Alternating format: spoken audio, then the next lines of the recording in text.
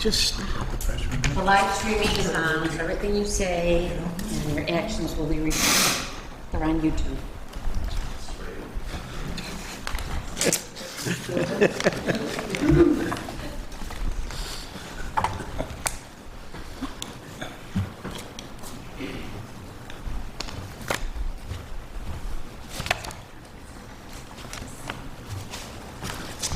Can't get them in order.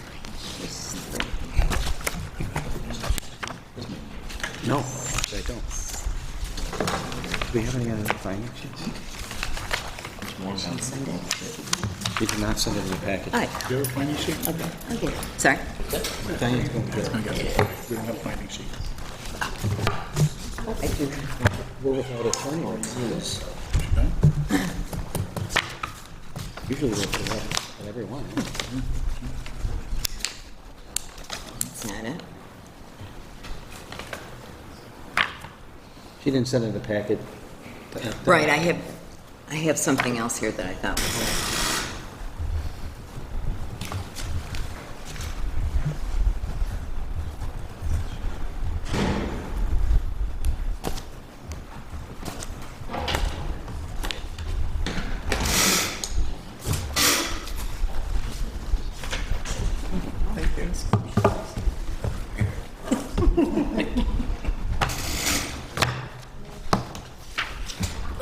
Okay, ma'am? Thank you. Thank you. Shaq Lawson's not playing today. Shaq Lawson's not playing today. Those just put out their inactives.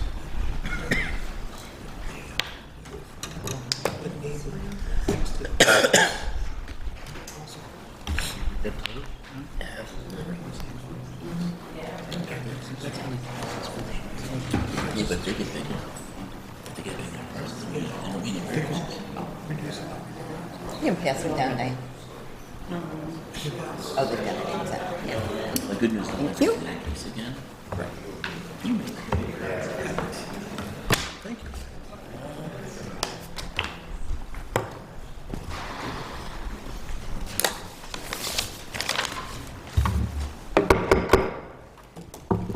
Please rise as able for the pledge to the flag.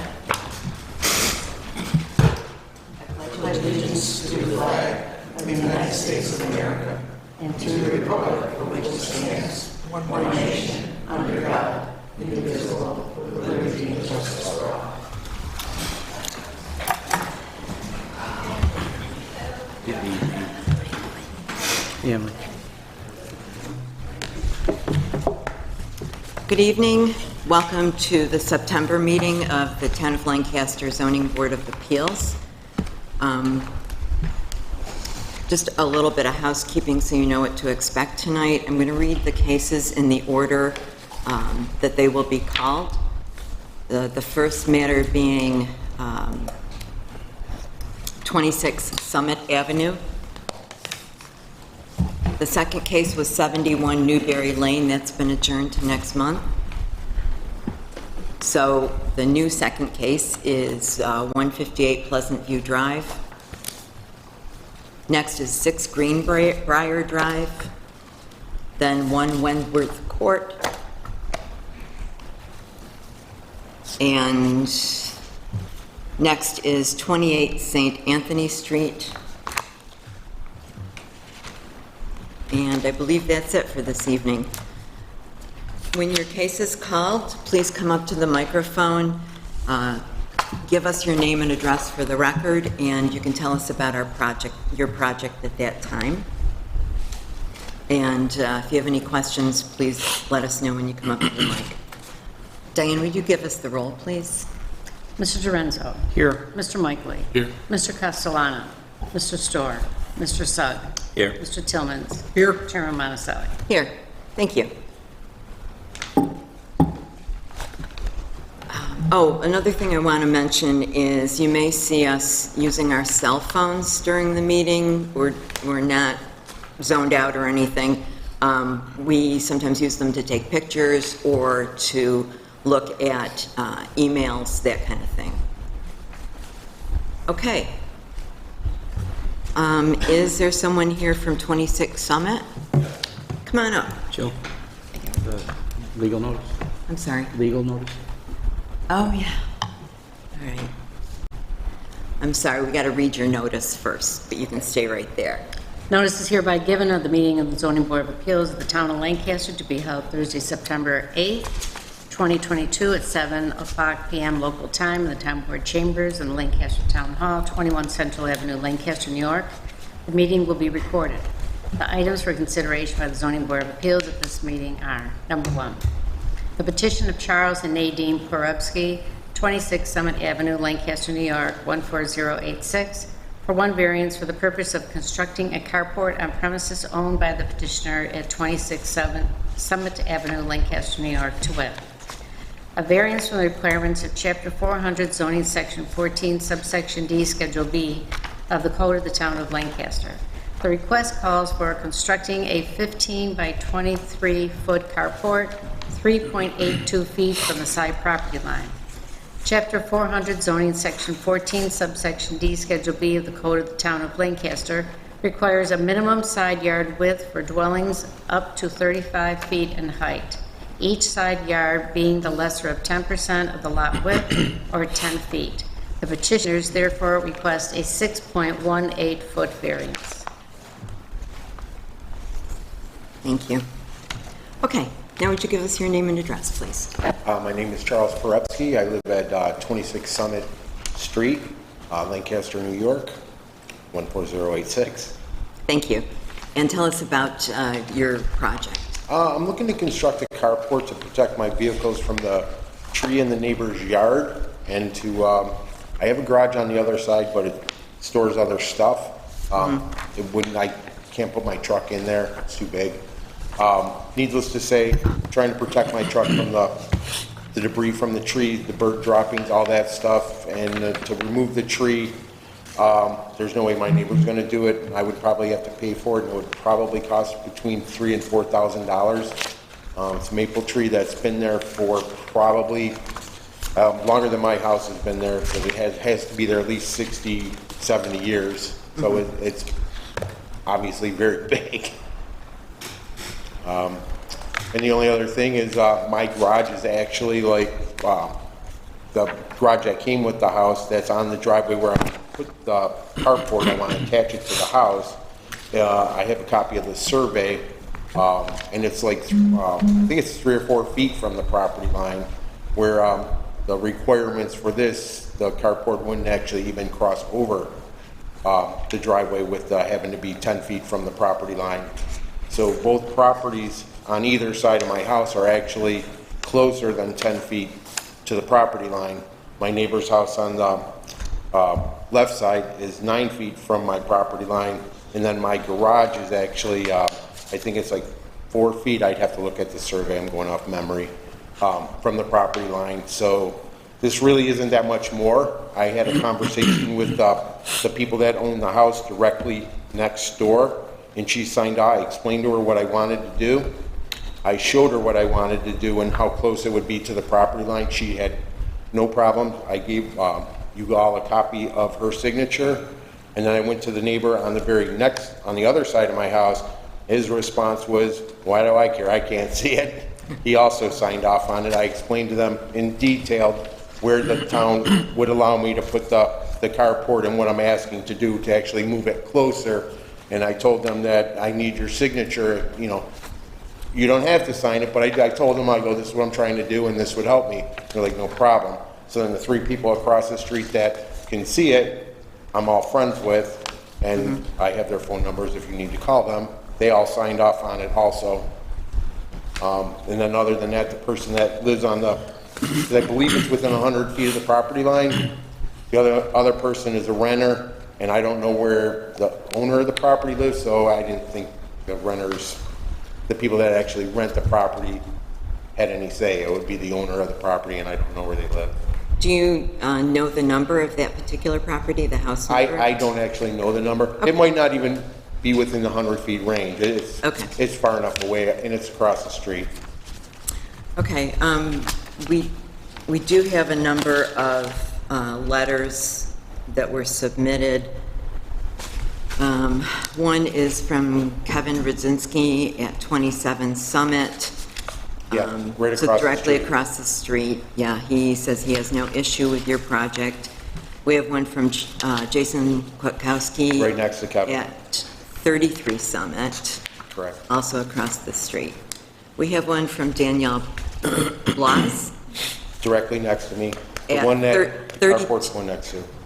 32 Summit, that's the one that's next door Correct. to you? Okay, all right. She too has no problem, and then we have a letter that's signed by numerous people at 32, 23, 16, 60, 16 and 60 Summit, as well as 16 is my other neighbor, and then, the there's like- neighbor on the corner.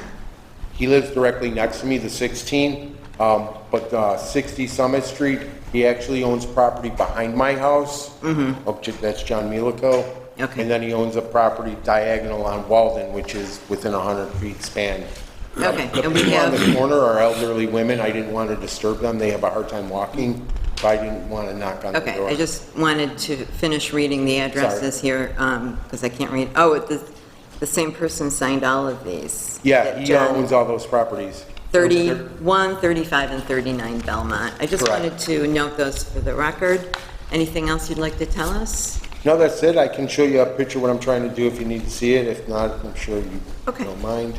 We're gonna go around the board and ask questions. Okay. So if someone wants to see the picture, you can bring it up. I'll take a look. Okay, thank you. Mr. Dorenzo, do you want to get us started? Thank you, Madam Chair.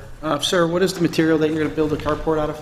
I don't need to see the picture, I can, with the Okay. material. The material is going to be all best quality stuff. I'm going to actually put, I'm using plywood, not OSB. I actually have an architect that drew up the plans, Dean Architect drew up the plans, so I have stamped plans of the footing, which is going to be in the ground.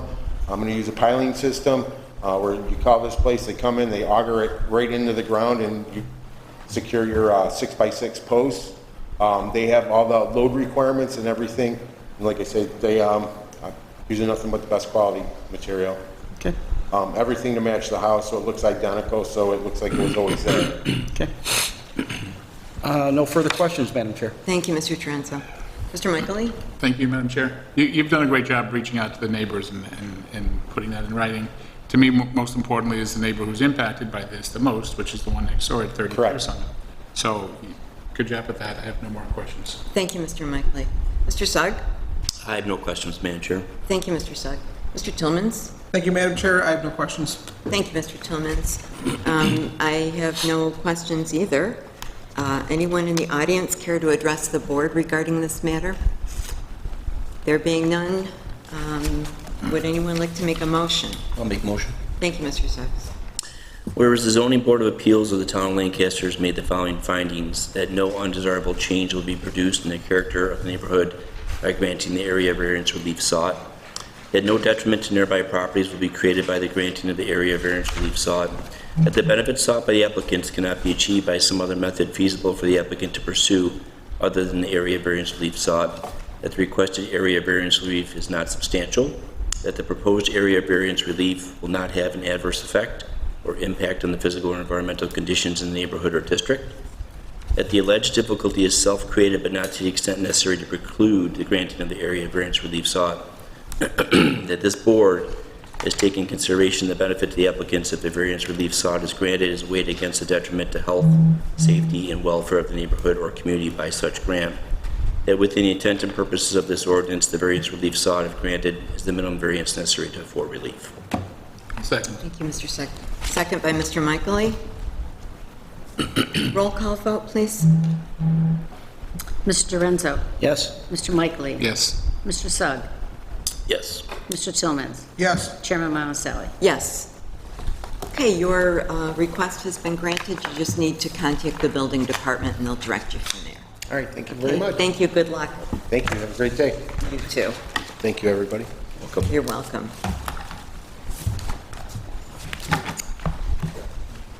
Okay, Diane, would you read the notice for the next case, please? The next case considered by the Zoning Board of Appeals is that of the petition of Michael and Monica Hahn, 158 Pleasant View Drive, Lancaster, New York, for one variance for the purpose of constructing a pole barn on premises owned by the petitioners at 158 Pleasant View Drive, Lancaster, New York, to wit, a variance from the requirements of Chapter 400 zoning Section 14, subsection D, Schedule B of the Code of the Town of Lancaster.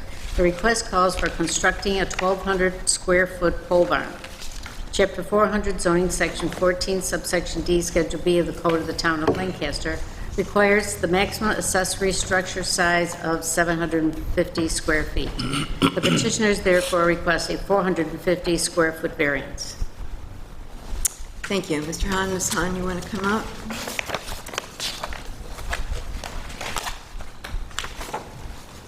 Good evening. Good evening.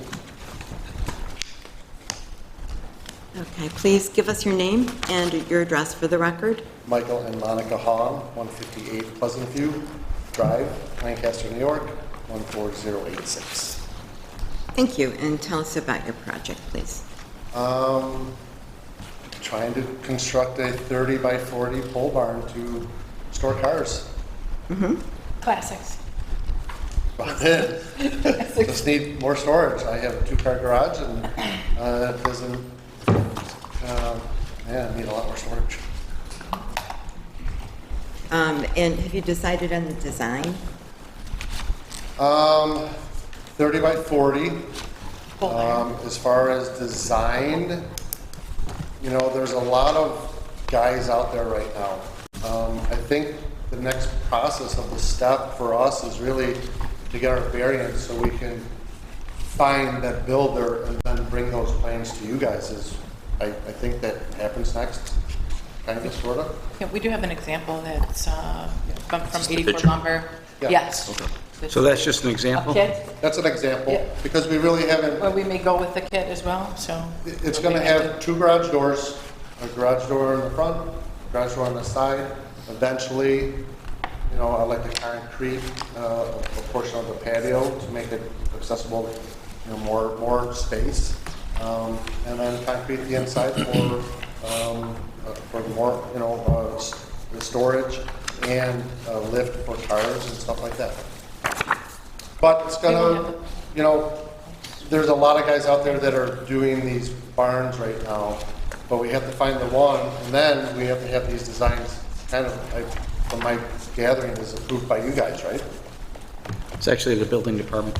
Okay, would have through the act- building yeah, we department. would have So after architectural this plans. process, we have to find the plans and then bring them to Matthew and have them kind of go through there. So Okay. that is, yes, that's a kind of a 30 by 40 rendering from 84 Lumber. We have an 1.5 acres in a non-development area. We're on Pleasant View with no rear neighbors. Very quiet. I met Jill the other day, and she had a chance to come out and view the property and see what was going on. So she can hopefully be my eyes and allow you guys to see. And I also do have video, so if you guys would like to see the property and see how the land is, I have that. We can prepare that for you too. Okay, thank you. And just for the record, we did get a couple of letters with some concerns. One is from Russell and Kathy Lewis at 166 Pleasant View, and I'm just going to extrapolate from this rather than reading the whole thing. They're concerned about the size of the barn and about flooding and water and drainage runoff from the structure. Their yard is already experiencing annual ponding and flooding caused by the pond that's behind all of you. And it's affecting neighbor's yard at 160 Pleasant View and continuing to their yard. And they mentioned that our building inspector, Matt Fashone, was going to be meeting with them on September 7th, which would have been yesterday. And then the other letter also mentions meeting with Mr. Fishone. This is from William Dorman and Jennifer Benkelman, who are at 160 Pleasant View, the ones referred to in the first letter. They say they're dealing with flooding issue caused by the drainage into the pond at 158 Pleasant View. Flooding begins at the overflow from the petitioner's pond, carries over into my property, and continues onto our other neighbor's property at 166. My concern is how the amount of water this large structure would potentially displace closer to the front of the yard as well. Another concern I have is that the presence of a large steel commercial outbuilding will be an eyesore, potentially lower the property's value. Matt, were you able to meet with the neighbors, and can you inform us about the... Yes, and I attempted to locate the initial design plans for the pond, but it was installed 30-plus years ago. I wasn't able to do that, but we did have historic topographical maps of that area prior to all the development that went in there. The natural topography does drain to the north and to the east diagonally from where the pond is discharging now. I will admit, though, that whole back area, meticulously mowed, is very flat. So my advice to the two residents was, get some topography of the area and just try to identify where the low spots are, where your high spots are blocking drainage, and have some adjustment made to the existing surface grade. All of that runoff, starting from the corner of Stutzman and Pleasant View, ultimately passes through the Blackstone development and then in towards Ellicott Creek.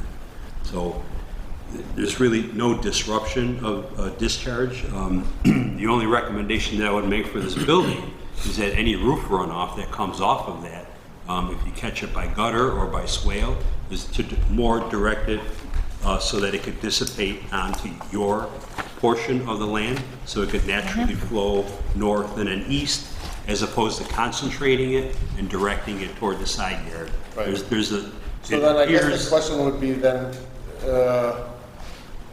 here's your roof line, right? There's them over here. Yep. Here's me over here. Right. Pond is in back. Right. You've been there, you've kind of seen what's Yep. going on with that. I tried to give Joan a little bit of what was going on back there too. Jill, I'm sorry. Even if here's the feeling is if I put a gutter and I put a drain tile out to the pond, well, guess what? It's all going to discharge off the outlet. It's all Right. going, for the past 30 years, Yep. like you said, that's the flow, that's the lay of the land. Ed Schifferelli, when he lived next to me 20-some years ago, before he moved on, that was his thing, is, Mike, you gotta get out there early to mow the lawn. That was it, you gotta get out there early to mow the lawn, because if you don't get out there to mow the lawn, it gets wet, and it gets wet, and you can't get out there till later in the year to mow the lawn. Sure. And that's when we both get out there to mow his, because if you didn't get out there early to mow it, it got too lengthy and became too lengthy. Right. You can't get out and mow it. And again, just because the roof is going to discharge the water at a quicker rate than it would on grass, there should be an attempt to at least to let it run more towards the north as opposed to due east, where it's naturally going to Sure. go. If I could run it more into the center of my yard, which is fine. It'll Because help reduce. My slope, if you've Yeah. been there and seen it, my slope is very nice. Right. I tried to kind of show Jill a little bit of, if you're standing, what had happened is this, maybe give you a little bit of it too. Ron Ruffino, 20-some odd years ago, 25 odd years ago, he kind of developed those lots there. Right. Next to Ron is the left lot, and then next to them, or right lot, right?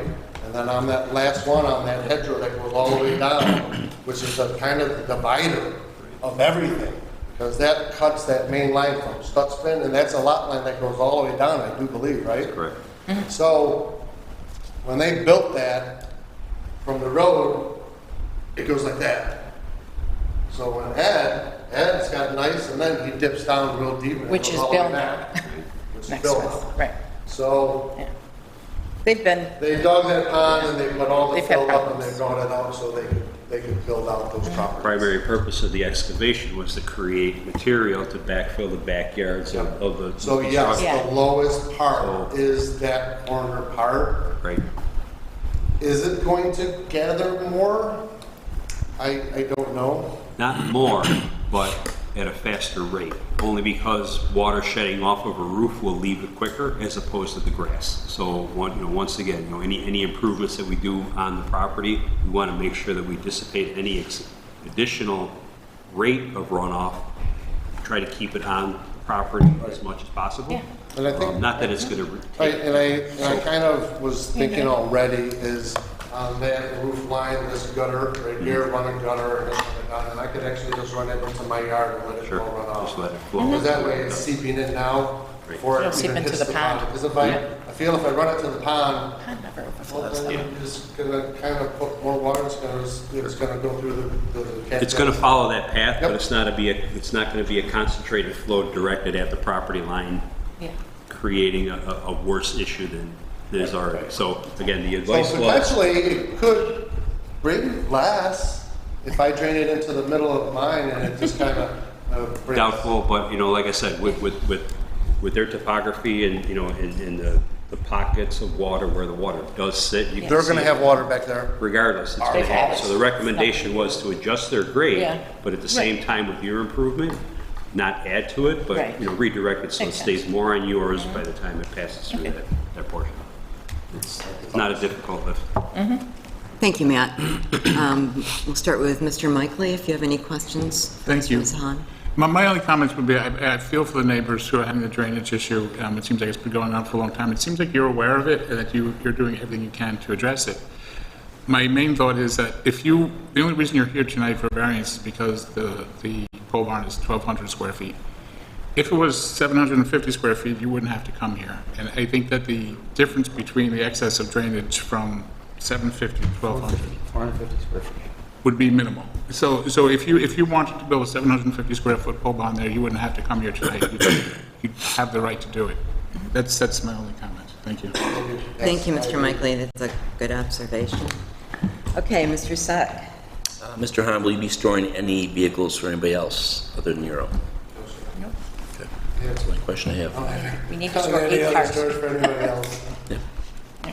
Thank you, No Mr. further Sack. questions. Mr. Tillmans. Thank you, Madam Chair. You planning to run any commercial operations out of that? That's all I have. Thank you, Mr. Tillmans. And I just want to note for the record, the pond that we're referring to is not on your property exclusively. It runs It's a shared behind pond. several Correct. It's a properties. shared pond, yep. Okay. By Hunziker, myself, Ruffino. Hunziker, and Ruffino's. Okay. 3 of us. So if we were to make a motion and to approve this and add a condition that you would set up so the drainage was, as you and Matt just Yeah, I discussed. think that's all gonna have to, when I prepare that final, who we come up with and give it to Matthew, I think that's kind of where it's all gonna take its place now. Okay. And yeah, and I know when we have this built out, have an understanding with these guys that I need a gutter on at least the right side that's gonna bring it out Towards to my our- middle of my yard and strain it out there. Madam Chair, I have a yes. question. Sure, go ahead. Matt, if, because you mentioned about adding a patio on the side or something, if they decide to add a lean-to on the end of that, does that add to the square footage of the building? does. Is that considered? It would. And then another question too, I'm sorry to interrupt. Matthew, you've been out there, and Joe, you've been out there a little bit too, where that pond is, Matthew. To the right of it, on that nice little dry parcel right there, if I wanted to later on in life, say hit that lotto, and I wanted to put another one up down there, could I do that? It's on the lot, and if it meets the minimum standards of the square footage, Yeah. sure. And, again, backing into John's point, we're building one building at 1,200 square feet. The limit in that district is 750 square feet. Right. We could put multiple 750 square feet buildings So not on that limited to property. just- Until you As hit a long as we certain don't fill percentage. more than 35, we leave 35% of open green space. We're we're adding the buildings, we're providing the square footage necessary, but again, we're increasing the rate of runoff off of these roof structures, whether it's 1 or Okay, 5. so keep that in mind. Yeah. Because it's being down, if it was all the way down at the bottom, now we may even have more to deal with. Okay. So I guess back to my question then, if, because right now that they don't have any plans, there's no definitive plans with that. If they come to you with plans and there's a, you know, or they want to add the lean-to later on, are they going to need to come back to the They'll board? have to come for back to additional increase the variance? size of the square footage because we're granting relief to the 750 Yeah. square feet. Yeah. We're not gonna do the lean The probably. plans that were submitted was the kit from 84 Yes. lumber, so we're basing everything on that fundamental design. Yes. The truss construction, 412 roof pitch. Sleeping the lobby. You know, we do have that maximum building height of 16 feet as well. Yeah, that was going to be the point that I was going to make to you, is that Looking at 15 Yeah, feet tall, the building. So I guess that would be a question too. Jill had mentioned wall height when she came over, and I think we're only gonna plan on going with like 12-foot walls. But what, 16s are, 16 is the maximum height, then the kits are available 8, 10, and 12. Yeah. There really wasn't any indication. yeah, yeah. So There are happy medium some, at there are 19. some guys out there that have 14s, but It's tall building. yeah, it's really, I don't know if I need all that. You know, I'll be able to get a lift up in a 12-footer just fine. You know, And- except for maybe a Just may bus. need to modify your roof pitch to meet that 16-foot height. Yeah. And as I was going to mention, in terms of the neighbors' concerns about eyesore, this is going to be a vinyl-sided building, right? It will Yeah, new- it will be appealing to the eye. And as Matt said, you could build a 750-foot pole barn with no variance. So this is, you're not asking to extend the height, which I could see being more of a concern for the neighbors, particularly in that neighborhood. You know, you're not out in the country. But as far as expanding the area of the barn, I don't see that as being a problem in terms of the visual appeal. So that's all I wanted to say on the matter. Anyone in the audience care Jill, to can I address speak? it? I'm sorry. Can I speak? I'm sorry, yes, I didn't. okay. That's okay. I started with John. It's okay. I want to just circle back and be crystal clear that you're in front of us today for a structure that's 1,200 square foot pole barn.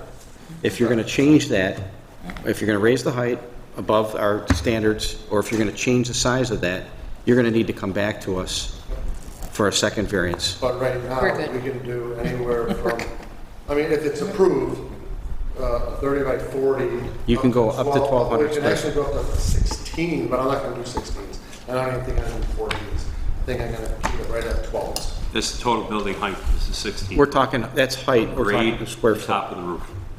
Excuse me? From grade to the highest point of the roof is the 16-foot Right. building So that'd be height. like 16-foot walls. At the No. peak. It's at the peak. No, it's a 10. Because you got to put a, With the plans that you proposed and the truss package that was proposed, it's a 10-foot wall with the truss of a 412 roof pitch. That gets you at 15 feet from finished grade to the Yeah. highest point of the and then following on that, all the discussions about the drainage, those are discussions that are going to be had between yourself and the building department Okay. when you get to the So final. when they say Yeah, 12-foot building walls, plus the roof structure, that puts it at 17 feet. okay. Right, so when I say 10-foot walls and 12-foot walls, those are fine? Well, As long as the peak the is- the truss package is going to ultimately determine the building height. Okay. So as, you know, as you're selecting your contractor, you want to keep that in mind. Your 16 feet is the maximum height of that structure. Gotcha. Otherwise, you're going to have to come back in front of us, or you'll have to file for another variance. Right. No problem. And similarly, if something happens with the drainage, it might be a different situation too, but I just want to make sure that you're clear of that. The only thing you're here in front of us today is for the size variance, to bring it up to 1,200 square feet. Okay. Okay. Nothing Mr. further than that. Johnson. Okay, and anyone in the audience? Okay, thank you. There being none, I'll make a motion. Whereas the zoning board of appeals of the town of Lancaster has made the following findings, that no undesirable change will be produced in the character of the neighborhood by the granting of the area variance relief sought, that no detriment to nearby properties will be created by granting of the area variance relief sought, that the benefit sought by the applicant cannot be achieved by some other method feasible for the applicant to pursue, other than the area variance relief sought, that the requested area variance relief is not substantial, that the proposed area variance relief will not have an adverse effect or impact on the physical or environmental conditions of the neighborhood or district, that the alleged difficulty is self-created but not to the extent necessary to preclude the granting of the area variance relief sought, that this board has taken into consideration the benefit to the applicant if the variance relief sought is granted as weighed against the detriment to the health, safety, and welfare of the neighborhood or community by such grant, that within the intent and purposes of this ordinance, the variance relief sought, if granted, is the minimum variance necessary to afford relief, that no commercial enterprise other than permitted by Chapter 400 of the by the Code of the Town of Lancaster be conducted on the premises. I'll second it. Second, Mr. Dorenzo. Roll call vote, please. Okay. Mr. Dorenzo. Yes. Mr. Michaely. Yes. Mr. Sugg. Yes. Mr. Tillmans. Yes. Chairman Monticelli. Yes. Congratulations, you have your approval. Just work with the building department, and good luck with your project. Thank you. You're welcome. Go Bills. You're all good. Good night.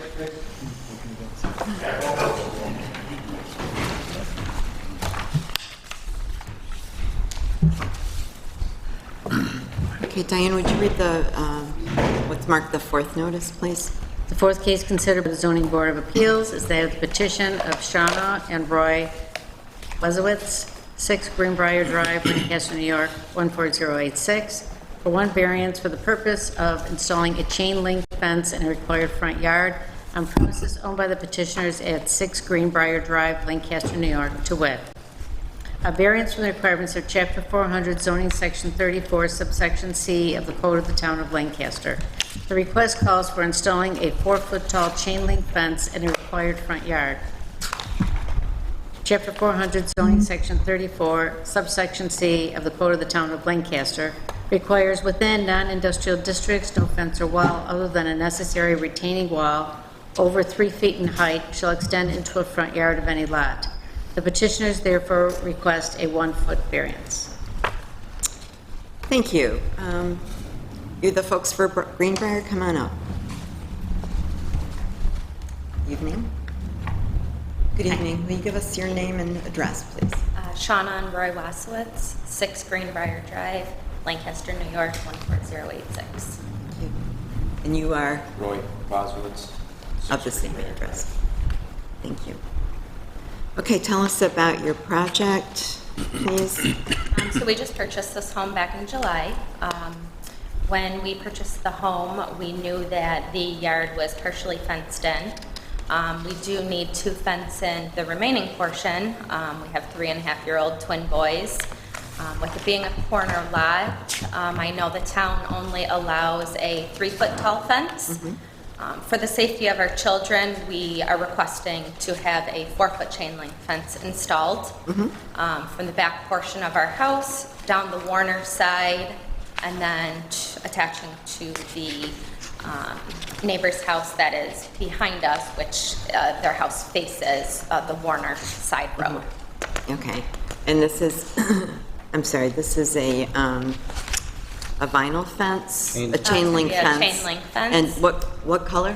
A black. Black. And that's going to match what our right-sided neighbor has. Okay, that was what I was going to... Also to mention, we do have a dog as well. Okay. Pretty confident she would have. Yeah, and pretty much just for the safety of the kids being outside as well. We've only lived there for a month, but it's a very busy neighborhood. Yeah. People are walking their dogs, riding their bikes, taking walks. If a dog were to get loose on the sidewalk and run into the backyard where our kids were, it probably wouldn't be a pretty scene. What kind of dog do you have? She's a 35-pound mixed dog. Okay. I asked because I had a golden retriever and a 4-foot chain link fence in my past, and the dog she would jump up So she could get her paws on the top, and then she would put her rear paws into the chain link and just climb over. Yeah, we had, our previous home that we owned had a 4-foot chain link fence as well, and she was okay And it with worked. that. Okay. Yeah. Okay, good to know. Okay, anything else? I know some people may think that it may be a sore eye to the road or to any of the neighbors, people directly across the street from us. They additionally have a 4-foot black chain link fence. We saw that when we were looking at this home, so we kind of didn't think it would be a big deal to anybody else in the neighborhood, since another neighbor also has that as well. Okay, all right, very good. Mr. Sugg, do you want to start us off? Sure, I have no questions, Madam Chair. Thank you. Mr. Tillmans? Thank you, Madam Chair. I have no questions. Thank you, Mr. Tillmans. Mr. Durenzo? Thank you, Madam Chair. Corner lot, we've seen this before. It's not unfamiliar to us. So I really don't have any questions. Thank you. Thank you, Mr. Durenzo. Mr. Mickley? No questions. Thank you, Madam Chair. Thank you, Mr. Mickley. I have no questions myself. Anyone in the audience? You're shaking your head. It's a lot. Okay. Let's see. I will. Whereas the Zoning Board of Appeals of the Town of Lancaster has made the following findings: that no undesirable change will be produced in the character of the neighborhood by the granting of the area variance relief sought, that no detriment to nearby properties will be created by the granting of the area variance relief sought, that the benefits sought by the applicant cannot be achieved by some other method feasible for the applicant to pursue other than the area variance relief sought, that the area variance relief is not substantial, that the proposed area variance relief will not have an adverse effect or impact on the physical or environmental conditions in the neighborhood or district, that the alleged difficulty is self-created but not to the extent necessary to preclude the granting of the area variance relief sought, that this board has taken into consideration the benefit to the applicants if the variance relief sought is granted as weighed against the detriment to the health, safety, and welfare of the neighborhood or community by such grant, that within the intent and purposes of this ordinance, the variance relief sought,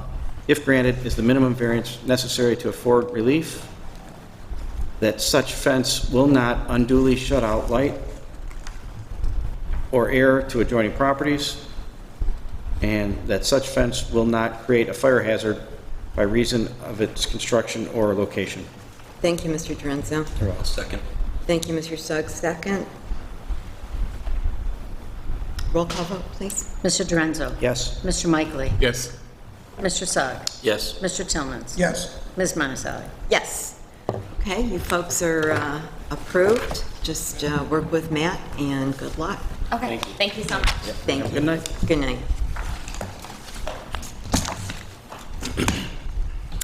Ready for the next one?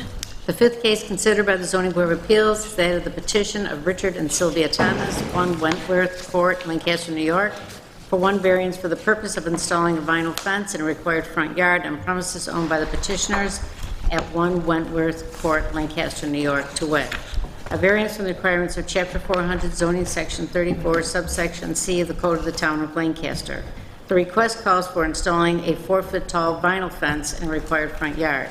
Chapter 400 zoning section 34, subsection C of the Code of the Town of Lancaster requires within non-industrial districts no fence or wall other than a necessary retaining wall over 3 foot in height shall extend into any front yard of any lot.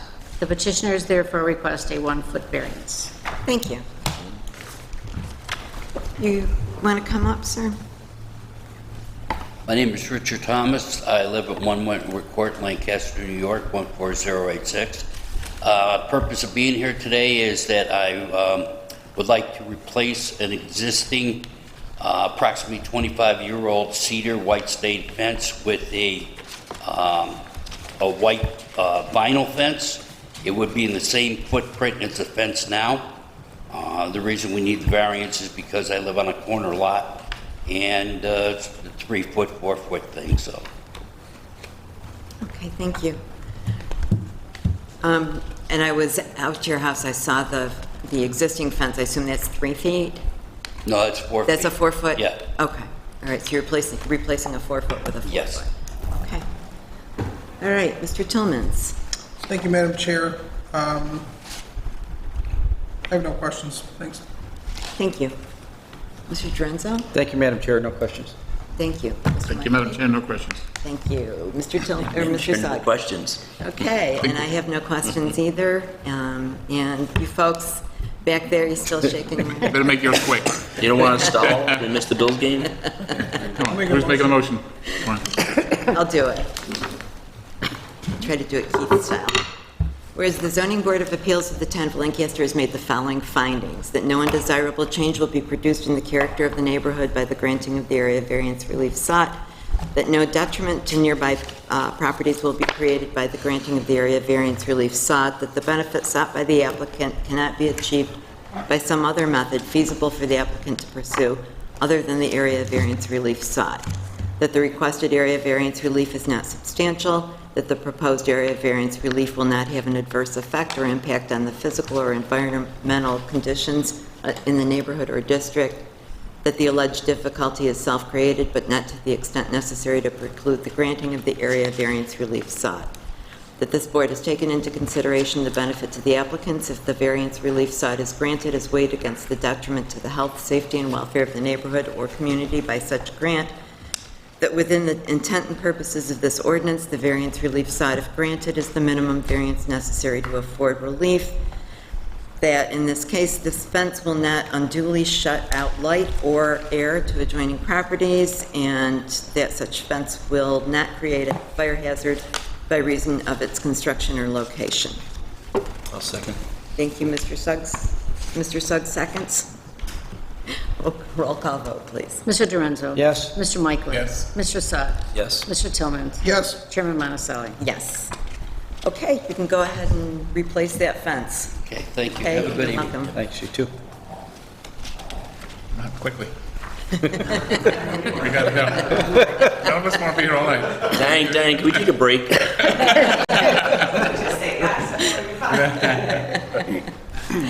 Or no.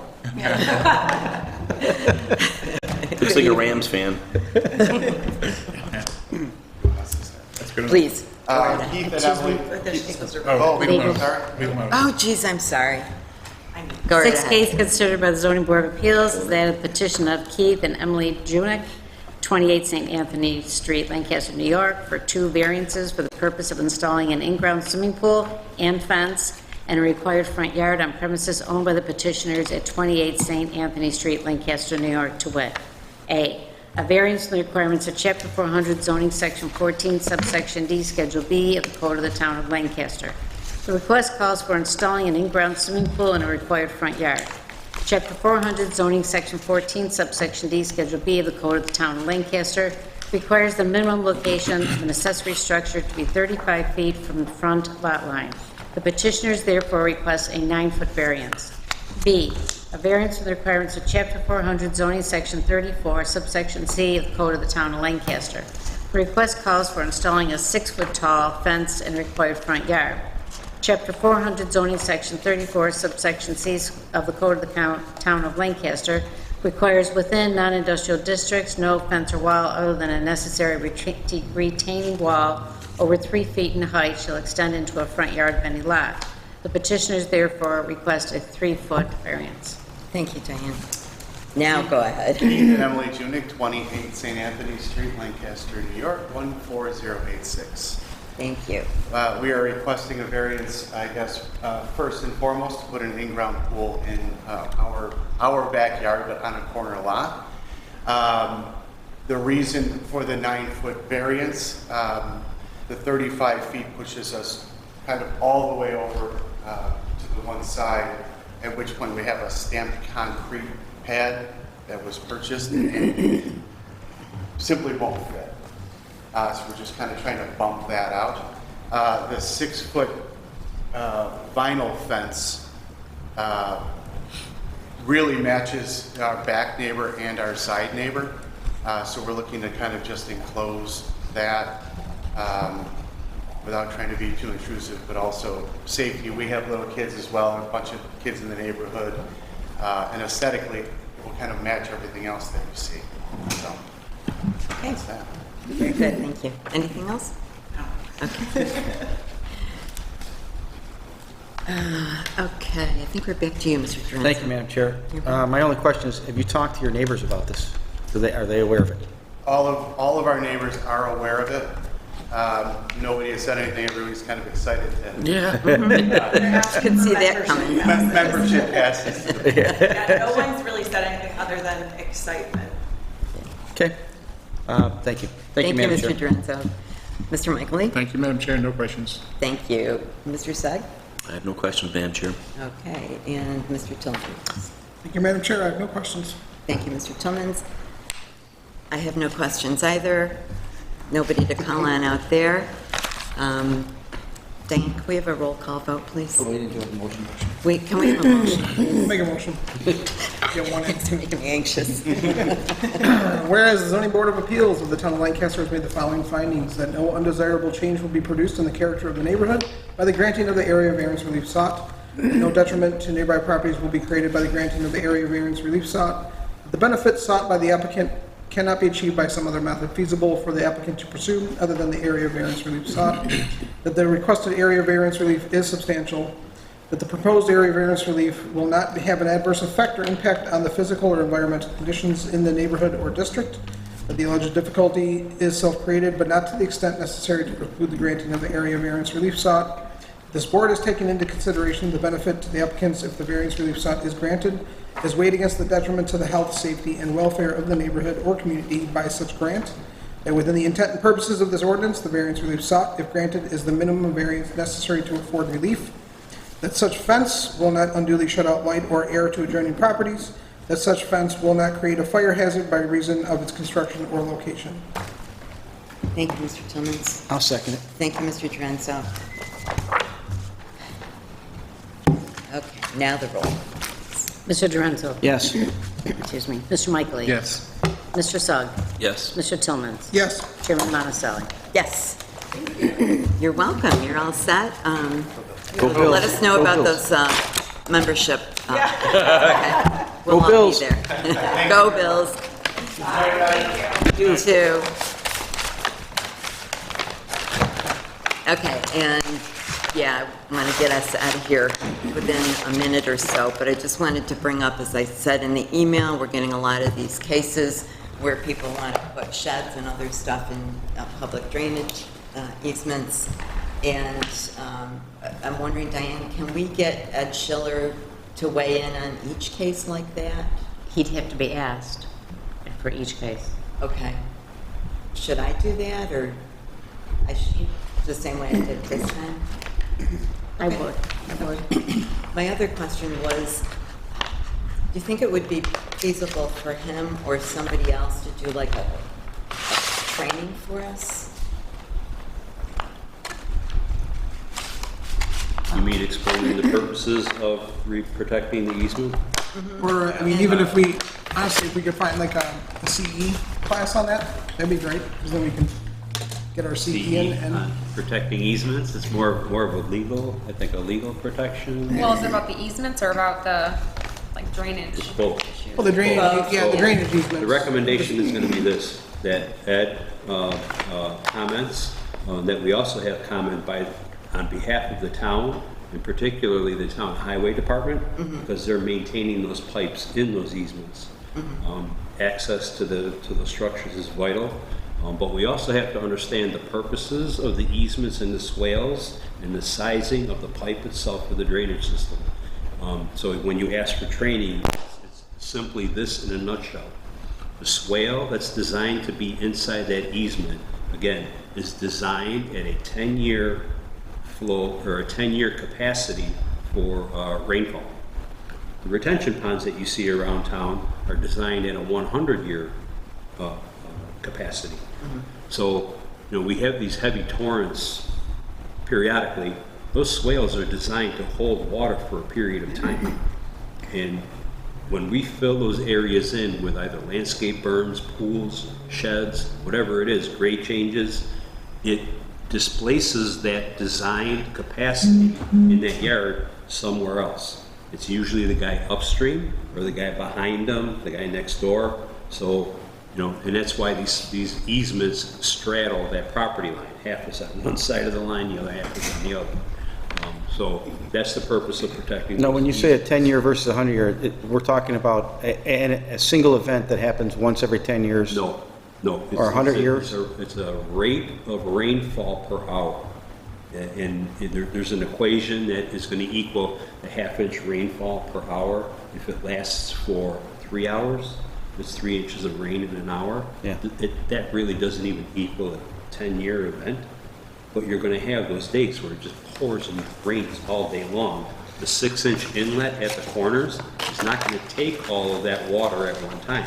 It's designed to hold it back at the 10-year capacity, whereas the pond's capacity are designed at 100-year, a much greater capacity, and it's designed to release it at the pre-construction rate of the 10-year storm.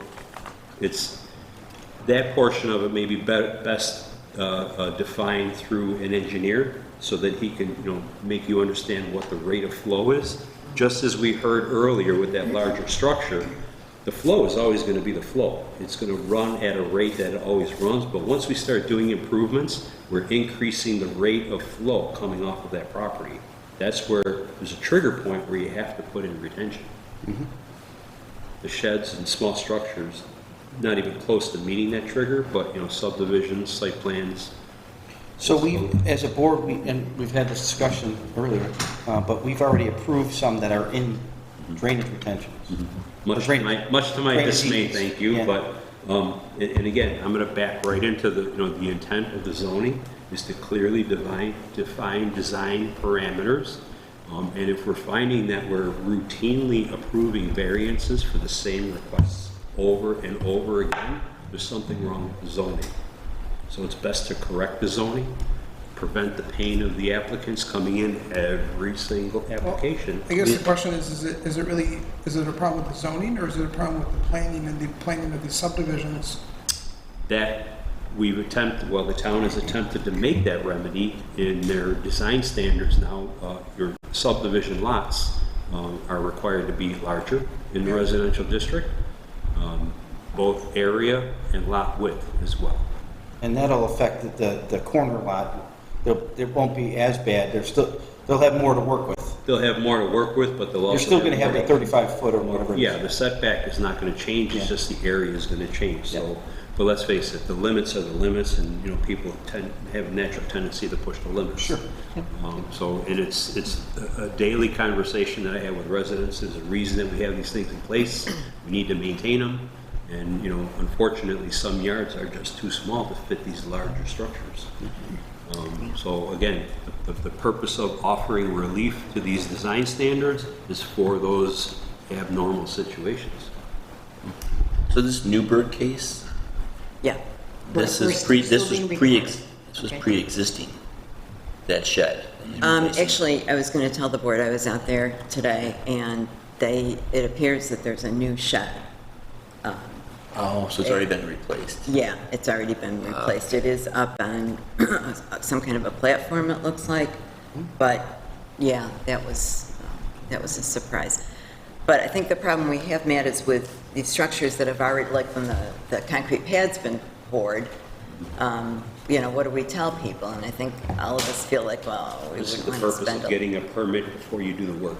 Well, where I was going with my comment was that, let's say John Smith buys a home and goes to replace that shed that was already there in the same footprint, only to find out it's non-replaceable in that footprint. Correct. I mean, then, where does the recourse end? Those, that's the But tough he needs a part. building permit in order. In theory, you do need a building permit. He needs a building permit But before he the can not- put a new.